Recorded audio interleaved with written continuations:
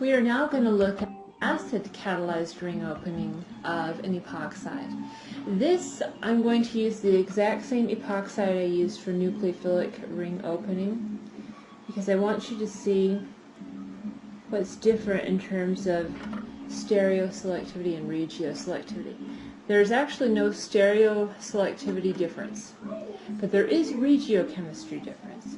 And so I want to make sure that I show that to you.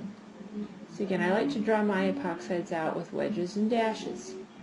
And you could have a variety of different groups coming off. And it may or may not be chiral based on what's on these positions. So again, my carbon on my right is chiral. The one on my left is not. Now this ring opening is still going to result in the formation of alcohols. But what's on the arrow is very different. You will need to note whether what's on the arrow is a nucleophile or whether it's an acid. They're very different. Nucleophiles are bases. They've got negative charges. They are electron pair donors. They add to the less substituted carbon. If, on the other hand, you do this ring opening in an acid, you're going to protonate first. And that's extremely important because that means that this ring will have carbocation-like character. It's not going to form a carbocation, but you're going to think about it like it is one. And that means that your incoming nucleophile, because it will be added after the protonation, will attack the more sterically hindered side. So you will have different major and minor products from what we had before, even though we still form the same products. So, in these types of reactions, you use a dilute acid. Now, if you want the solvent to add as the nucleophile, which is most often the case, you need to use a dilute oxyacid. If, on the other hand, you want the halogen to add in the second step, you use a hydrogen halide. Typically, though, you want to avoid those types of acids. So the acid you would use, again, is some dilute oxyacid. Sulfuric acid's our favorite, but you can use others. And then add a solvent. In the book they show water, so I'm going to use an alcohol to make this just slightly different. I'm going to keep it simple though. I'm going to use methanol. Now, as you look at what's available to you, the strongest acid or base is what you want to pay attention to. Now, in this case you don't have a base, you have an acid. You have sulfuric acid. Acids are proton donors. You're going to donate a proton. That's what acids do. Now there are actually a couple of choices for where that proton goes. It could go to the solvent, and that happens. There's no reason why it can't go to the methanol. It just doesn't do anything productive. But you could also give the proton to the oxygen of the epoxide, and that is going to do something productive for you, so that's what we're going to show. The oxygen acts as the electron pair donor, picks up the proton, and the sulfuric acid gives up the proton.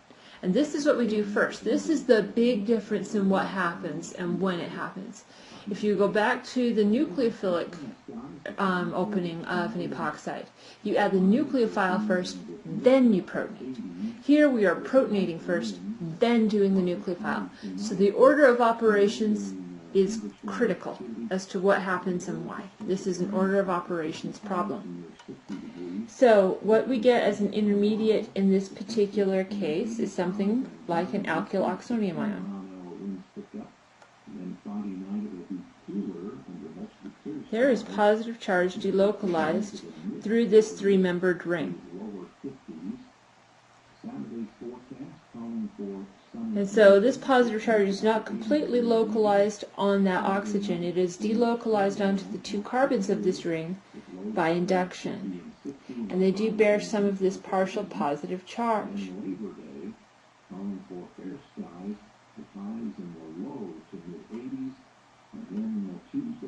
It does not form a carbocation. But you need to think about it like a carbocation because this positive charge is delocalized through these three atoms of the ring. Now the carbon there on the left is a tertiary carbon, and the carbon on the right is a secondary carbon. And when you think about who can handle positive charge better, it's a tertiary carbon. And so that tertiary carbon is a better electron pair donor by induction. Okay, so it's going to be donating more electron density toward that oxygen. That oxygen really needs it at this moment in time. Now, you need to take care of that positive charge. One way is, of course, to lose the proton.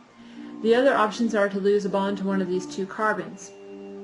And they don't want to just give up a bond. They need to have somebody add in order for that to occur. So this is where your nucleophile comes in, depending on what your nucleophile is. In our case, it's our solvent, and that will often be the case.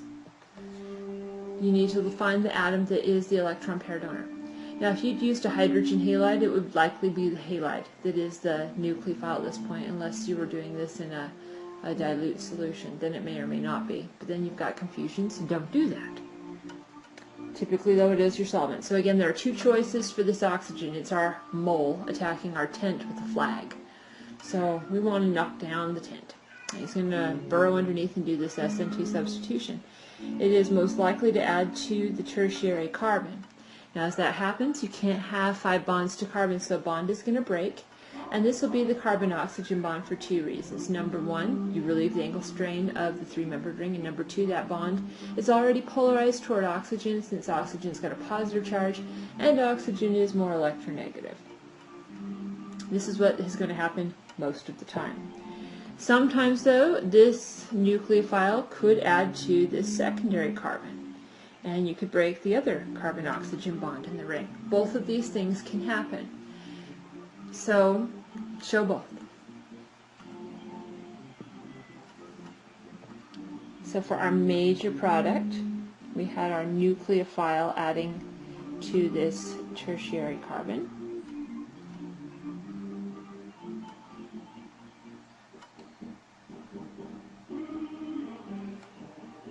And again, I don't know what your groups are, but what is a wedge? Stays a wedge. And what is a dash? Stays a dash.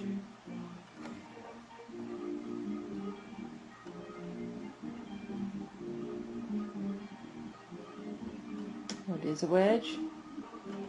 Stays a wedge. And what is a dash? Stays a dash.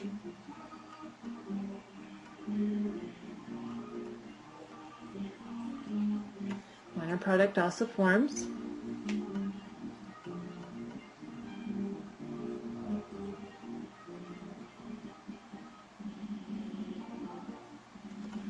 What is a wedge?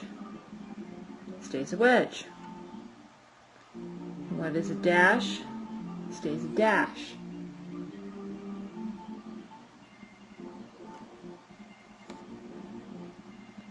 What is a wedge? Stays a wedge. And what is a dash? Stays a dash. Now all you need to do is remove the proton from the OCH3 oxygen. And this can be done with another solvent molecule. And you can show this from the major and the minor product. Doesn't matter which one. Mechanistically, we would normally show this from the major. I'll show it from both. You just remove the proton, give electrons back. Remove the proton, give electrons back. It doesn't matter which one you want to show it from, but typically you just show it from one. No. At the end of the day, what do you have? 2 minutes. Well, Let's report. you've made your alcohol from the epoxide. I should run as soon as I can get out of here. That was a little longer than I expected. So that OH group up there, that was the oxygen from the initial epoxide. Have you been loving your slinky as much as I like you love it? Are you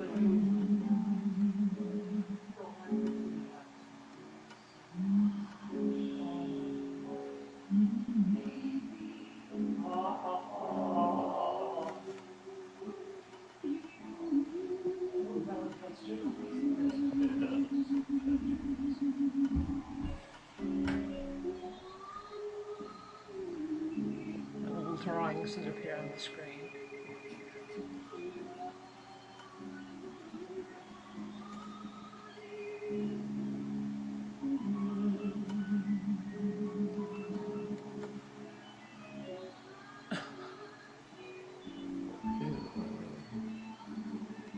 Takes apparently forever to draw.